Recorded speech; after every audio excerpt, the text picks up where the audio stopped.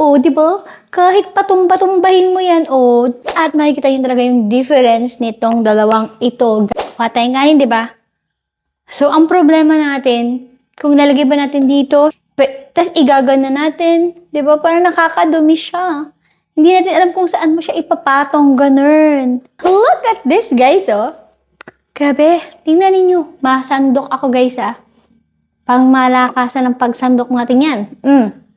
At syempre, kapag tapos ka na magsandok, ilatag mo lang yan dyan, and voila! Diba, tumatayo siyang mag-isa. Tingnan nyo guys, look at that, Diba, hindi mo na kailangan ilagay kung saan na ipatong ng ganyan kasi kusa siyang tatayo.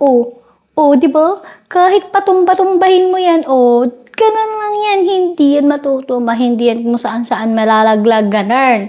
Kasi nga, sandok balls siya. Iwanan mo lang yan dyan. Sarahan mo yan. Kesa naman ito. Diba? See the difference, guys. Kaya kung ako sa inyo, check out na rin kayo.